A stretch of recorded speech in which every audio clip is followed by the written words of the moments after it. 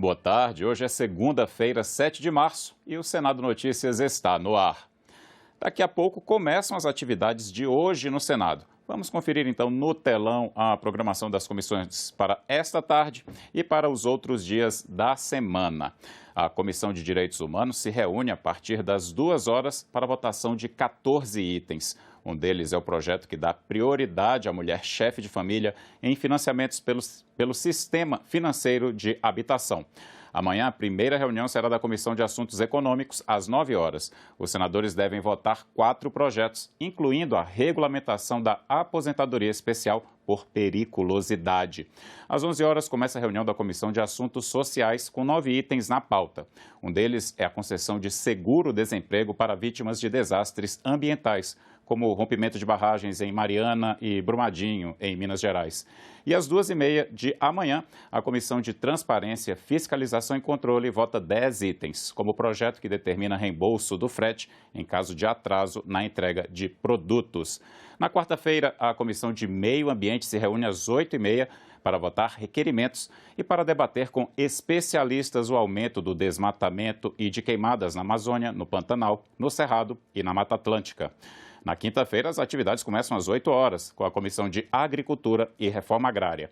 Senadores e convidados vão discutir o Plano Nacional de Fertilizantes. Às 10 horas, será a vez da Comissão de Relações Exteriores e Defesa Nacional, que pode votar prioridade no serviço militar para adolescentes em medida socioeducativa, além de outros 3 projetos. E na sexta-feira, às 11 horas, será instalada a Comissão de Juristas, que vai elaborar um anteprojeto para atualizar a lei do impeachment. Além do projeto de hoje na Comissão de Direitos Humanos, as questões femininas vão ser destaque também no Senado e no Congresso amanhã, quando se comemora o Dia Internacional da Mulher. Para as 10 da manhã está marcada uma sessão solene do Congresso Nacional que vai comemorar a data. Às 4 da tarde começa a sessão do plenário do Senado. O primeiro item da pauta é a medida provisória que muda a forma de cálculo da taxa de fiscalização dos mercados de títulos e valores mobiliários. Em seguida, começam os projetos da pauta feminina, como a criação da Lei dos Direitos da Mãe Solo. Também pode ser votado o aumento de penas por crimes contra a honra cometidos contra a mulher. E a prioridade à idosa no atendimento policial por violência contra a mulher. Outro projeto na pauta tipifica o crime de violência institucional. Por fim, deve ser votado o projeto de resolução que dá o nome de repórter Larissa Bortoni à redação da Rádio Senado. Larissa trabalhou mais de 2 décadas na comunicação do Senado, ganhou prêmios de jornalismo e morreu em 2019, aos 50 anos, vítima de embolia pulmonar. Apesar das homenagens, as mulheres ainda têm muito a vencer. No sábado, a Procuradoria Especial da Mulher do Senado e a bancada feminina do Senado publicaram notas de repúdio às declarações do deputado estadual de São Paulo, Arthur Duval, do Podemos, mais conhecido como Mamãe Falei. Ele viajou para a Ucrânia após a invasão russa e de lá gravou áudio dizendo, entre outras coisas, que as ucranianas são fáceis porque são pobres. A nota de repúdio diz que as declarações do deputado estadual de São Paulo, Arthur Duval, são repugnantes, asquerosas, envergonham o Brasil e enxovalham a política. O texto destaca que, para piorar, as declarações foram feitas num contexto de guerra e dor. Elas lamentam que o fato tenha vindo à tona no mesmo dia em que o ministro de Relações Exteriores da Ucrânia denunciou o estupro de mulheres ucranianas por soldados russos. E conclamam os partidos a varrerem a presença de homens torpes em suas fileiras. Pedem atenção do Congresso para os projetos de proteção às mulheres e concluem dizendo esperar que o deputado Arthur Duval sofra as sanções políticas cabíveis. A nota é assinada pelas senadoras Leila Barros, procuradora especial da Mulher no Senado, e Elisiane Gama, líder da bancada feminina no Senado. Outros senadores também repudiaram as declarações do deputado Arthur Duval em notas oficiais e nas redes sociais. O presidente da Comissão de Direitos Humanos, Humberto Costa, anunciou que o colegiado deve votar hoje requerimento dele, que convoca o deputado para esclarecimentos. Já o senador Marcos Duval, do Podemos do Espírito Santo, esclareceu que, apesar da coincidência de sobrenome, não tem parentesco com o deputado. Hoje de manhã aconteceu na Câmara dos Deputados o segundo encontro de procuradorias da mulher de todo o Brasil. Foram debatidas regras para as eleições deste ano e o papel dessas procuradorias no combate à violência política de gênero. Uma pesquisa da União Interparlamentar, feita em 190 países, mostra que o Brasil ocupa a posição de número 141 em termos de participação das mulheres na política. Mas as filiadas a partidos políticos já superam os 45% do total de filiados e o número de candidaturas femininas cresce a cada eleição. Amanhã vai haver também uma iluminação especial nas cúpulas do Senado e da Câmara dos Deputados, em homenagem ao Dia Internacional da Mulher, além de uma apresentação da Orquestra Sinfônica da Força Aérea Brasileira a partir das 7 da noite no Salão Negro do Congresso. A senadora Mara Gabrilli embarcou no sábado para Genebra, na Suíça. Ela representa o Senado brasileiro nas discussões na Agência da ONU para Refugiados sobre a guerra na Ucrânia. A senadora Mara Gabrilli deve acompanhar as tratativas sobre os refugiados da guerra entre Ucrânia e Rússia, promovidas pela Agência da Organização das Nações Unidas para Refugiados, a Acnur. A senadora embarca para a Suíça a pedido do presidente do Senado, Rodrigo Pacheco. Em nota, ele afirmou que, à medida que este conflito armado se intensifica, milhares de famílias estão sendo obrigadas a escapar da Ucrânia. Reconhece que as agências da ONU estão trabalhando vigorosamente para apoiar os refugiados que atravessam as fronteiras ocidentais, muitos das quais crianças. Em nota, a senadora afirmou que já estava de viagem marcada para a Suíça para acompanhar a 26ª sessão do Comitê da ONU sobre os Direitos das Pessoas com Deficiência e que foi designada por Pacheco para representar o Senado em missão oficial em tratativas que possam acontecer na sessão do Conselho de Direitos Humanos a respeito da guerra entre Rússia e Ucrânia. A senadora afirmou que deve trabalhar em benefício dos interesses nacionais e da promoção dos direitos humanos e que deseja acompanhar as tratativas em relação aos refugiados da guerra, bem como a retirada dos brasileiros, inclusive aqueles que possuem alguma deficiência e encontram inúmeras barreiras para fugir de conflitos armados. O senador Paim, presidente da Comissão Mista Permanente sobre Migrações e Refugiados, afirma que o Brasil deve ser solidário com os refugiados. A ONU faz uma estimativa de que poderá haver, se a guerra entre Rússia e Ucrânia não cessar, 4 milhões deles. O Brasil precisa ser solidário, tem que acolhê-los. Há no mundo hoje mais de 80 milhões de refugiados, um número recorde. Muitos fugiram devido a conflitos armados, guerras civis, separatismo, ódio, xenofobia, preconceito. Todos os refugiados devem ter os mesmos direitos. Devem ser tratados como iguais. Em vídeo enviado à nossa equipe, a senadora ressaltou que a viagem para a Suíça já estava marcada para acompanhar a sessão do Comitê dos Direitos das Pessoas com Deficiência e que todas as despesas são pagas pela ONU. Nesse mês de março, eu viajo para Genebra, na Suíça, para acompanhar presencialmente a 26ª sessão do Comitê da ONU sobre os Direitos das Pessoas com Deficiência. Os custos dessa viagem são pagos integralmente pela ONU. E eu fui eleita em 2018 por um mandato de 4 anos como um dos 18 membros desse comitê, formado por peritos independentes na temática da pessoa com deficiência. E é a primeira vez que o Brasil tem assento nesse comitê, que tem o objetivo de monitorar a Convenção da ONU sobre os Direitos das Pessoas com Deficiência e se reúne 2 vezes por ano em Genebra. E aproveitando a oportunidade de já estar na sede da ONU, lá na Suíça, eu fui designada pelo presidente Rodrigo Pacheco para representar o Senado Federal em missão oficial. E a intenção é acompanhar as tratativas durante a 49ª sessão do Conselho de Direitos Humanos, que acontece paralelamente à reunião do Comitê sobre os Direitos das Pessoas com Deficiência. E no Senado, eu sou membro da Comissão de Relações Exteriores e Defesa Nacional, além de porta-voz da Comissão Mista Permanente sobre Migrações Internacionais e Refugiados no Congresso Nacional.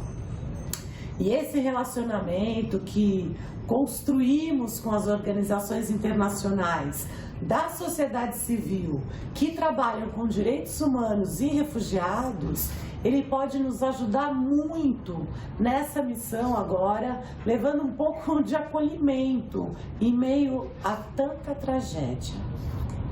A preocupação do presidente Pacheco e dos senadores é com a proteção dos cidadãos brasileiros que ainda estão na Ucrânia em meio a essa atual agressão russa no país.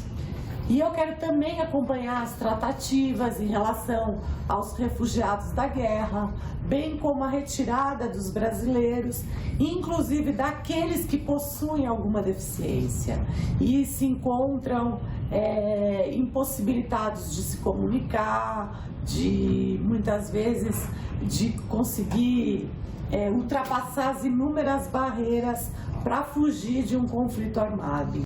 A invasão da Ucrânia aumentou a preocupação com o que já é uma das maiores dores de cabeça do brasileiro: o custo dos combustíveis. O aumento de preços, que vinha dando uma trégua em 2022, já é visto como inevitável depois da guerra na Europa. E isso depois de um ano em que os reajustes dos combustíveis superaram em muito a inflação. O óleo diesel subiu 46,8% em 2021. A gasolina teve alta de 46,5%. O gás GNV, 40%. E o gás de cozinha, 35,8%, segundo a Agência Nacional do Petróleo. No início de 2022, a Petrobras aumentou o preço da gasolina em 4,85% e o do óleo diesel em 8%. Dois projetos que estão na pauta do Senado prometem criar alternativas para estabilizar o preço dos combustíveis. Os projetos que nós relatamos e que alteram a cobrança, a forma de cobrança do ICMS e também criam principalmente a conta de estabilização de preços, podem com certeza ajudar o governo brasileiro a enfrentar essa situação de crise, dando maior tranquilidade ao consumidor e com efeitos positivos no controle da inflação. O preço dos combustíveis no Brasil é calculado a partir do preço de paridade internacional, o PPI, adotado desde 2016.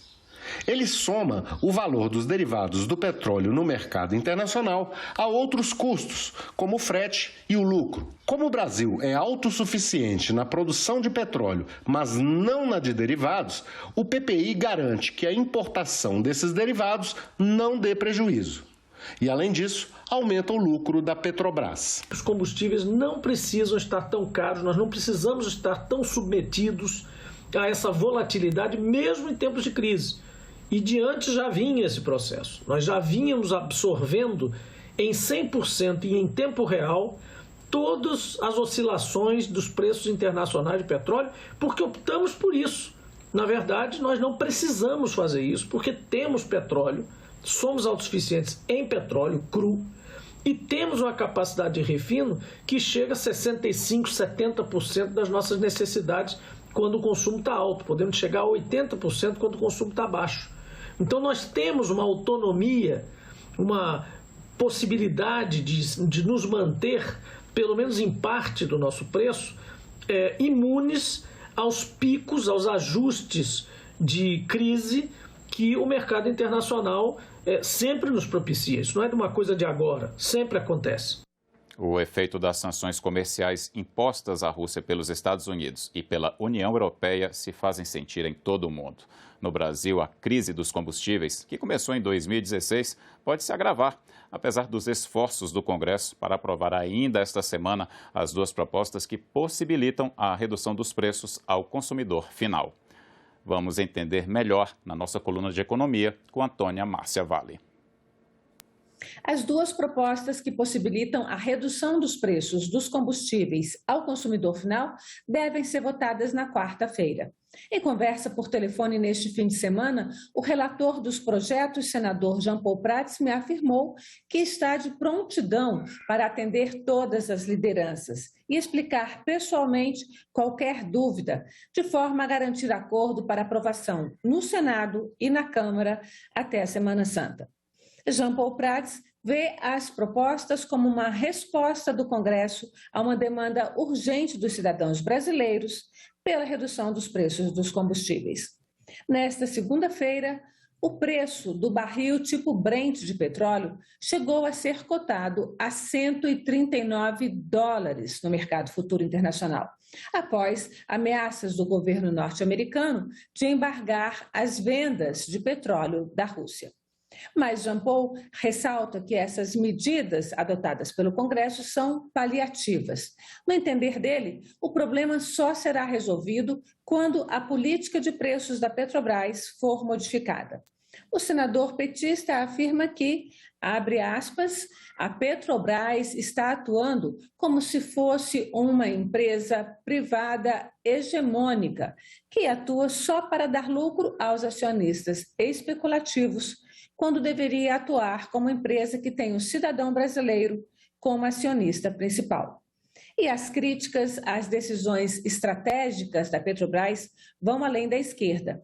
Na semana passada, a ministra da Agricultura, Tereza Cristina, uma liberal convicta, afirmou que a decisão da Petrobras de paralisar a produção nacional de fertilizantes usados em lavouras foi equivocada. Entre 2016, quando o presidente Temer assumiu o governo, e este ano, a Petrobras fechou, com a concordância do governo, 4 fábricas de fertilizantes. Uma na Bahia, uma em Sergipe, outra no Paraná e a quarta, agora em fevereiro, em Mato Grosso. Essas fábricas eram distribuídas de forma estratégica no país, exatamente para garantir o fornecimento de insumos agrícolas em todas as regiões. Do fechamento delas para cá, a dependência brasileira dos fertilizantes russos aumentou em 60%. Tereza Cristina argumentou que as fábricas foram fechadas porque, na época, importar era mais barato. Mas agora ela percebeu que, abre aspas, o Brasil precisa tratar esse assunto como segurança nacional e segurança alimentar, fecha aspas. Em ano eleitoral, com sequelas de pandemia e guerra, o papel da Petrobras certamente será um tema central nos debates sobre o futuro da economia no Brasil. O uso do petróleo vai muito além da gasolina e do diesel. A tomada por tropas russas na última sexta-feira da maior usina nuclear da Europa, que fica no sudoeste da Ucrânia, repercutiu entre os senadores. Fontes da Rússia disseram que a usina já estava sob controle russo desde fins de fevereiro e que o incêndio foi num prédio próximo à usina e provocado por forças ucranianas. Há relatos de combates em outras regiões da Ucrânia, como nas proximidades de Odessa, a terceira maior cidade do país, com quase 1 milhão de moradores. Senadores comentaram a guerra nas redes sociais. O senador Marcos Duval destacou o ataque russo à maior usina nuclear da Europa e o alerta do ministro ucraniano das Relações Exteriores quanto aos riscos de uma catástrofe. A senadora Elisiane Gama criticou os regimes autoritários e pediu um mundo inclusivo, firmado em valores como democracia e liberdade de expressão. Álvaro Dias, que produziu imagens da destruição provocada pela guerra, com destaque para os ataques russos a noroeste de Kiev, a capital da Ucrânia. Soraya Tronic pediu respeito à vida. Ela reproduziu o tweet de uma deputada de oposição ucraniana, dizendo que, apesar da posição política dela, apoiava o presidente da Ucrânia no esforço em defesa da nação. Paulo Paim destacou o número de refugiados e defendeu que todos eles devem ter os direitos assegurados sem discriminação de qualquer ordem. Kátia Abreu mostrou-se preocupada com o drama humanitário, vidas perdidas e o sofrimento de órfãos, viúvas e mães. Mara Gabrilli também destacou o sofrimento de civis, das pessoas inocentes e mais vulneráveis. A Ucrânia está nas manchetes diariamente por causa da guerra. Mas um fato ocorrido nos anos 30, quando a região fazia parte da União Soviética, motivou a apresentação de um projeto de lei no Senado. A proposta tenta fazer com que o Brasil reconheça como genocídio o Holodomor ucraniano. Holodomor é uma palavra ucraniana que tem origem na expressão holodom, que significa matar pela fome. O termo passou a ser usado no contexto da história ucraniana para se referir à política econômica implantada pelo governo soviético de Stalin no início dos anos 30. A requisição compulsória de grande parte dos grãos e cereais produzidos pelos camponeses nos países vinculados à antiga União Soviética provocou a morte de mais de 3 milhões de ucranianos por fome. A Ucrânia foi o país que mais resistiu às medidas e o que mais sofreu as consequências da política econômica stalinista. O projeto apresentado pelo senador Álvaro Dias sugere reconhecer a morte desses milhões de ucranianos como genocídio e instituir o 4º sábado de novembro como dia de memória do Holodomor.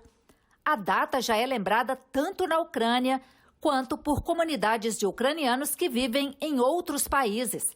Em uma live com o representante da comunidade ucraniana no Brasil, o senador Álvaro Dias falou do projeto. Os historiadores, eles divergem em relação ao número, não importa quantos, na verdade, mais de 3 milhões de ucranianos mortos pela fome, trata-se inevitavelmente de um genocídio, um crime hediondo contra a humanidade. Você tem razão, Álvaro Dias, não é o quantitativo que vai definir se é genocídio, não. Nós tivemos aqui no Brasil, no STF, condenação por genocídio por garimpeiros quanto os índios Yanomami. Né? Não foram muitos que morreram, foram só 8, mas assim mesmo caracteriza já genocídio. O ministro da Saúde anunciou que pretende mudar a classificação da Covid-19. A doença deixaria o status de pandemia para ser considerada uma endemia. Nossa reportagem foi conferir com quem entende do assunto se essa alteração é possível. Em 11 de março de 2020, a Organização Mundial da Saúde elevou a epidemia da Covid-19 à categoria de pandemia. A rapidez da disseminação e a confirmação da presença do coronavírus em vários continentes indicaram a necessidade dessa mudança. Endemias são doenças infecciosas recorrentes típicas de uma região, como a febre amarela. As epidemias surgem num pico em determinadas épocas do ano e depois vão embora, como a gripe. Já a pandemia ocorre ao redor do mundo ao mesmo tempo. Endemias e epidemias, por serem em geral mais conhecidas, podem ser prevenidas e tratadas com vacinas e medicamentos. Já as pandemias são muito mais perigosas, exigem cuidados mais numerosos e medidas coordenadas em nível mundial. As estatísticas mais recentes apontam a queda do número de infecções, das internações e mortes no Brasil, sinais consistentes de que a pandemia está em declínio. Mas os especialistas garantem que ainda é cedo para abandonar os cuidados. No Brasil, a gente teve um grande avanço por meio da vacina. Isso faz com que a gente possa caminhar para um cenário de maior estabilidade, mas acredito que a gente ainda não tem exatamente o controle para dizermos que nós já estamos num momento de reduzir a classificação para uma doença endêmica. A vacinação chegou aos 80% da população imunizada com uma dose, 72% com 2 doses e 30% com doses de reforço. Com cerca de 40% das crianças entre 5 e 11 anos vacinadas apenas com a primeira dose, o panorama ainda recomenda cautela, sobretudo com o surgimento de novas variantes do vírus. O vírus ainda está mutando, ele está se replicando, modificando, pode haver o surgimento de novas variantes, como surgiu ao longo desses 2 anos. Então é muito precipitado, na minha opinião, querer transformar a pandemia do coronavírus em uma endemia, porque o vírus não vai embora por decreto. Morreu na madrugada de ontem o ex-senador Geraldo Mello, do Rio Grande do Norte. Ele tinha 86 anos e sofria de câncer no pulmão. Geraldo Mello foi senador de 1995 a 2003, ocupando a vice-presidência da Casa entre 1995 e 1997. Antes foi governador do Rio Grande do Norte. Ele deixa viúva e 5 filhos. E nós ficamos por aqui. Você pode rever as reportagens desta edição na nossa página na internet, senado.leg.br/TV. Muito obrigado pela companhia e até a próxima.